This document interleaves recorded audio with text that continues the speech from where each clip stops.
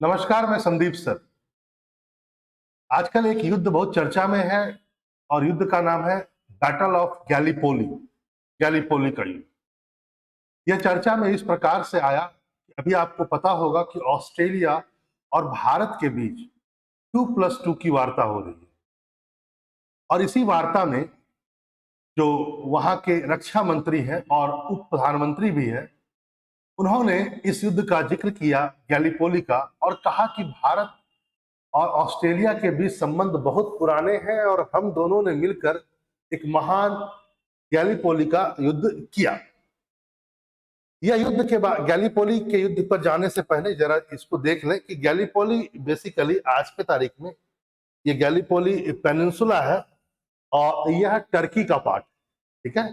Gallipoli peninsula और Turkey का part. और गैलीपोली का जो युद्ध है वह प्रथम विश्व युद्ध के अंतर्गत में आता है। फर्स्ट वर्ल्ड वॉर चल रहा था। उस समय गैलीपोली का अभियान हुआ। यह युद्ध लगभग 19 फरवरी 1915 से लेकर 9 जनवरी 1916 तक चला। लगभग 10 महीनों तक यह युद्ध चला। 10 महीने 3 सप्ताह के आसपास यह युद्ध चला, गैलीपोली का युद्ध। और इसमें एक साइड आपको पता होगा कि फर्स्ट वर्ल्ड वॉर में एक ग्रुप, जिस साइड इंग्लैंड था, उस ग्रुप को एलाइड पावर कहते थे और जो दूसरा ग्रुप था उसको सेंट्रल पावर।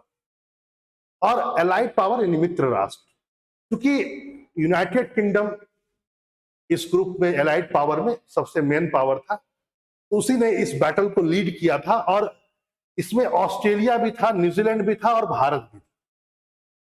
यहां पर यह ध्यान देना है कि भारत उस समय स्वतंत्र नहीं था प्रथम विश्व युद्ध के दौरान। तो हम एक प्रकार से ब्रिटिश एम्पायर का ही भाग थे और उस ब्रिटिश एम्पायर के भाग रहने के कारण हम एक तरह से ब्रिटिश सैनिक के रूप में ही हम वहां पर गए थे, लेकिन उस युद्ध में थे। और उस युद्ध में ऑस्ट्रेलिया भी था। और उस समय जो गैलीपोली का युद्ध हुआ था उसमें जो मेन किरदार निभाया था वो निभाया था ऑटोमन एम्पायर। ऑटोमन एम्पायर का ही पार्ट था उस समय टर्की। टर्की उस समय एक इंडिपेंडेंट स्टेट नहीं था। इस युद्ध में इस बात को ध्यान में रखेंगे कि सेंट्रल पावर जिसको लीड ऑटोमन एम्पायर कर रहा था इस क्षेत्र में, वैसे जर्मनी और इटली वगैरह भी इसी ग्रुप में थे, लेकिन यहां पर इसको ऑटोमन एम्पायर लीड कर रहा था। तो ऑटोमन एम्पायर की इसमें जीत होती है, इसमें यानी एलाइड पावर मित्र राष्ट्र हारते हैं, यूके वाला या भारत या ऑस्ट्रेलिया वाला ग्रुप, ध्यान रखेंगे। और दूसरा पॉइंट, इस युद्ध के बाद चूंकि टर्की ऑटोमन एम्पायर का भाग था, इस युद्ध के बाद आगे चलकर टर्की स्वतंत्र होता है और एक स्वतंत्र देश के रूप में टर्की का उदय होता है। मुस्तफा कमाल पाशा टर्की के हेड बनते हैं। तो इस ढंग से गैलीपोली का युद्ध जो जिक्र हुआ और यह प्रथम विश्व युद्ध का ही भाग था। रही बात, आपको पता ही है कि ऑस्ट्रेलिया और भारत के बीच में 2+2 की वार्ता हो रही है। 2+2 मतलब ऑस्ट्रेलिया के 2 मंत्री, रक्षा मंत्री और विदेश मंत्री, और भारत के रक्षा मंत्री और विदेश मंत्री इसमें शिरकत किए हुए हैं। वहां के जो रक्षा मंत्री हैं वो डिप्टी प्राइम मिनिस्टर भी हैं, उनका नाम है रिचर्ड मार्लेस। और साथ ही साथ वहां की जो फॉरेन मिनिस्टर है वह है पेनी वोंग एक महिला है, आप देख सकते हैं। एक बात और भी ध्यान रखेंगे वह यह है कि हमारे इधर से उनके समकक्ष कहा जाए तो डिफेंस मिनिस्टर राजनाथ सिंह और फॉरेन मिनिस्टर एस जयशंकर। तो ये 2+2 वार्ता बहुत डीप वार्ता होती है और बहुत गंभीर मुद्दों पर इसमें चर्चा होती है। भारत 2+2 की वार्ता कई अन्य देशों के साथ भी करता है। सबसे पहले उसने यूएसए के साथ में किया था 2018 में, फिर जापान भी है, ऑस्ट्रेलिया है, रसिया है और यूके, यूनाइटेड किंगडम यानी ब्रिटेन, इन सब के साथ भारत 2+2 की वार्ता करता है। यहां पर यह ध्यान देना है कि इस वार्ता के दौरान एक अजीब सी बात यह हुई कि रिचर्ड मार्लेस जो है, जो रक्षा मंत्री वहां के हैं, उन्होंने यह कहा कि हम दोनों का जो बिगेस्ट ट्रेड पार्टनर जो है वो चाइना है। यह बात तो उन्होंने कहा कि हम दोनों देशों का बिगेस्ट ट्रेड पार्टनर चाइना है, लेकिन इसके बाद उन्होंने यह भी कह दिया कि चाइना ही बिगेस्ट सिक्योरिटी एंजाइटी है। तो यहां पर आप न्यूज में ही देख सकते हैं Australia term China security anxiety. मतलब उन्होंने ये दोनों बातें कहा कि हम दोनों का सबसे बड़ा ट्रेड पार्टनर चाइना है, लेकिन इसके बावजूद भी जो सुरक्षा की चिंता हम दोनों की है वह चाइना से संबंधित है। ठीक है, तो इसको भी आप ध्यान में रखेंगे। कुछ और बातें भी है, आप देखेंगे कि इस जो 2+2 की वार्ता हो रही है इसमें एक एग्रीमेंट होने की संभावना है, और एग्रीमेंट होगा हाइड्रोग्राफी कॉपरेशन पर एग्रीमेंट होने की बात हो रही है, और cooperation for the air to air refuelling. ठीक है, एयर टू एयर रिफ्यूलिंग का मतलब आप जान ही रहे हैं, हवा में ही जो जहाज होते हैं, एयरक्राफ्ट जो वॉरियर जहाज होते हैं या एरोप्लेन होते हैं, एयरक्राफ्ट होते हैं, उसको रिफ्यूल करना हवा में। तो एक बातचीत चल रहा है इसमें कि ऑस्ट्रेलिया और भारत के बीच में कि हम दोनों इस समझौते पर पहुंचे, रिफ्यूलिंग के समझौते पर एयर टू एयर में ही, ताकि हमारे विमान की जरूरत पड़े तो आप कर दें और आपके विमान की जरूरत पड़े तो हम रिफ्यूल कर दें। हाइड्रोग्राफी पर भी कॉपरेशन की बात हो रही है, बहुत इंपॉर्टेंट बात है। हाइड्रोग्राफी के बारे में एक बात जान लीजिए, ये हाइड्रोग्राफी जो है वह बेसिकली कहा जाए कि वो डील करता है with the measurement and the description of the physical feature of ocean, sea, coastal area, lakes, river, as well as with the prediction of their changes over the time। मतलब simple सी बात है, hydrography science का वो branch है जो एक measurement और description करता है सारे फिजिकल फीचर्स जो वाटर से रिलेटेड है, चाहे वो ओशियन हो, सी हो या कुछ और भी हो। इसका मेन पर्पस क्या होता है? मेन प्राइमरी जो पर्पस होता है वह होता है safety of navigation and support of all other marine activity. इसके थ्रू हाइड्रोग्राफी में इसका मेन पर्पस यह भी होता है कि नेविगेशन सेफ्टी को डेवलप किया जा सके। जैसे चाइना, चाहे वो पैसिफिक ओशियन हो, चाहे वो इंडियन ओशियन हो, हर जगह चाइना जो है वह कहीं ना कहीं मैरीटाइम लॉ को अफेक्ट कर रहा है। दोनों देश चिंतित हैं, तो इस पर भारत चाहता है कि हम दोनों मिल करके हाइड्रोग्राफी कॉपरेशन करें। एक एग्रीमेंट साइन करने की संभावना बन रही है, बातचीत चल रहा है। हाइड्रोग्राफी में और भी चीजें आती है, रिसोर्सेस एक्सप्लॉयटेशन का भी आता है, चाहे फिशरिंग हो या मिनरल्स हो, संसाधनों को निकालना पानी के अंदर से। इन्वायरमेंटल प्रोटेक्शन मैनेजमेंट भी आता है, maritime boundary delimitation, maritime boundary का परिसीमन भी आता है। ठीक है, ये सब भी आता है। सुनामी वगैरह, फ्लड वगैरह भी इसमें आता है। मैरीन डिफेंस सिक्योरिटी भी आता है, कोस्टल जोन मैनेजमेंट भी आता है, टूरिज्म भी आता है और मैरीन साइंस भी आता है। तो दोनों देश हाइड्रोग्राफी मैनेजमेंट, हाइड्रोग्राफी कॉपरेशन और रिफ्यूलिंग पर चर्चा कर रहे हैं और कॉपरेशन करने की बात कर रहे हैं।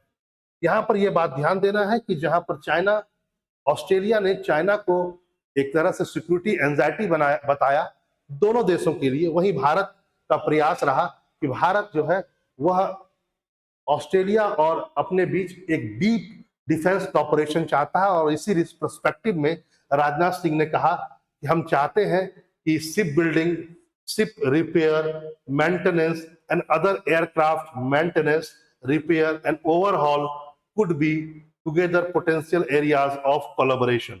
मतलब राजनाथ सिंह ने कहा कि कई और क्षेत्र हैं जहां पर हम दोनों एक साथ मिलकर के काम कर सकते हैं और काम करना चाहिए हम लोगों को, चाहे वो शिप बिल्डिंग हो या शिप का मेंटेनेंस हो या एयरक्राफ्ट का मेंटेनेंस हो, रिपेयर हो। साथ ही साथ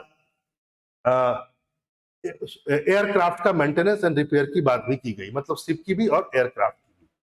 साथ ही साथ यह बात भी कहा गया राजनाथ सिंह के द्वारा कि डिस्कशन इसका भी हुआ, collaboration between the defence startup of India and Australia. Startup जो डिफेंस स्टार्टअप है ऑस्ट्रेलिया और इंडिया, इन दोनों के बीच में भी कोलैबोरेशन हो, इसकी भी चर्चा की गई। आगे देखिए कुछ और महत्वपूर्ण बातें भी हुई इसी 2+2 सम्मेलन में। IPMD जो इनिशिएटिव है उसको अंतिम रूप दिया जाने का प्रयास किया गया। एक बात ध्यान रखेंगे कि इसका फुल फॉर्म है Indo Pacific maritime domain awareness. Indo Pacific maritime domain awareness ये एक इनिशिएटिव है जो क्वाड के समिट में लाया गया था। टोक्यो का जो क्वाड समिट हुआ था 2022 में, उसमें लाया गया था। आपको पता ही है क्वाड जो है वो बेसिकली 2007 में बना था, लेकिन पहली बार इसकी मीटिंग 2017 में हुई। क्वाड में ऑस्ट्रेलिया है, यूएसए है, जापान है और इंडिया है। तो और इसका क्वाड का मेन फोकस यही है कि इंडो पैसिफिक क्षेत्र में चाइना जो अपना डोमिनेंस को बढ़ा रहा है या मैरीटाइम लॉस को हमेशा हैम्पर करता है, तो उसको चेक बैलेंस करने का एक प्रयास भी। और इसी के तहत क्वाड के मंच पर ये इनिशिएटिव को लाया गया था। अभी तक ये फुल्ली इंप्लीमेंट नहीं हुआ है, लेकिन 2+2 वार्ता में कोशिश की जा रही है कि इसको अंतिम रूप दिया जाए। ये क्या है बेसिकली देख लीजिए। इसका जो प्राइमरी ऑब्जेक्टिव है इस इनिशिएटिव का, वह है aim to track dark shipping. Dark shipping जो है या डार्क शिप्स जो होता है उसको ट्रैक करना। डार्क शिप उसे कहा जाता है जो अपना ऑटोमेटिक आइडेंटिफिकेशन सिस्टम को बंद कर देता है। ऑटोमेटिक आइडेंटिफिकेशन सिस्टम ऐसा सिस्टम होता है प्रत्येक शिप में जिसके द्वारा अन्य देश ये पता लगा सकते हैं कि कौन सा शिप जा रहा है और क्या लेकर जा रहा है। लेकिन यदि इसको आप बंद कर देंगे तो नेविगेशन सिस्टम जो होता है वह इसको शिप को ट्रैक नहीं कर सकता, न सैटेलाइट ट्रैक कर सकता है। हाँ, रेडार ट्रैक कर सकता है, लेकिन वह पूरा काम नहीं कर पाएगा। तो ऐसे शिप को डार्क शिप कहते हैं, जो अपना ऐसे चीज को बंद कर दे जो ट्रैक ना हो सके, अदर कंट्री ट्रैक ना कर सके। इस शिप का प्रयोग, ऐसे शिप्स का प्रयोग स्मगलिंग के लिए, टेररिज्म के लिए, है ना, इलीगल फिशरिंग के लिए, अवैध मछली पकड़ने वगैरह के लिए किया जाता है। तो भारत इस 2+2 वार्ता में कोशिश में यह है कि इसको अंतिम रूप दिया जा सके। सिग्निफिकेंस बहुत ज्यादा है इसका, आपको पता ही है। सबसे बड़ा है इंडो पैसिफिक रीजन में। यदि आप स्टेबिलिटी और सिक्योरिटी चाहते हैं तो ऐसी चीजों को बहुत जरूरी है। साथ ही साथ इस पर्सपेक्टिव से भी ये बहुत जरूरी है क्योंकि भारत के पास लगभग अभी 140 शिप्स और पनडुब्बियां हैं, जो 2028 तक आते आते माना जा रहा है उसकी संख्या 180 तक पहुंच जाएगी।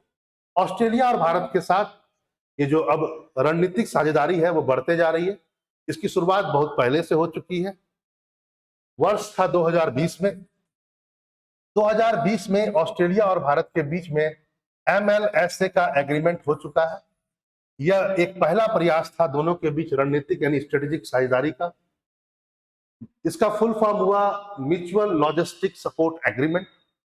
और इसके अंतर्गत दोनों देशों ने इस एग्रीमेंट को किया कि हम रसद सामग्री, सैन्य रसद सामग्री को सुविधाओं को पहुंचाएंगे। यदि कोई शिप हमारे यहाँ से बगल से जा रहा है, चाहे वो वॉर शिप ही क्यों ना हो, यदि उसकी, मेरा शिप यानी इंडिया का शिप यदि ऑस्ट्रेलिया के आसपास हो या ऑस्ट्रेलिया का शिप इंडिया के आसपास हो और उसको सैन्य सामग्री की कमी हो गई है, खासकर खाने पीने की, तो उसको मुहैया कराया जाएगा। साथ ही साथ पानी का भी मुहैया कराया जाएगा, पेट्रोलियम, स्पेयर पार्ट्स और अन्य चीजें भी इसमें होंगी।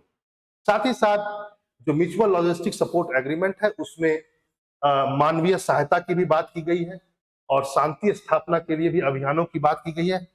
शांति स्थापना के अभियान, मानवीय सहायता, डिजास्टर रिलीफ अभियान यानी कि राहत, आपदा राहत अभियान भी दोनों साथ मिलकर के चलाएंगे यदि कोई ऐसा चीज होता है तो आप देख सकते हैं कि गैलीपोली का बैटल क्या था, क्यों ऑस्ट्रेलिया ने इस बात को कहा, और आपने यह भी समझा कि 2+2 जो वार्ता ऑस्ट्रेलिया और भारत के बीच में चल रही है वह किन मुद्दों को लेकर फिलहाल चल रही है। तब तक मिलते हैं फिर एक नई वीडियो में, एक नए टॉपिक में। नमस्कार।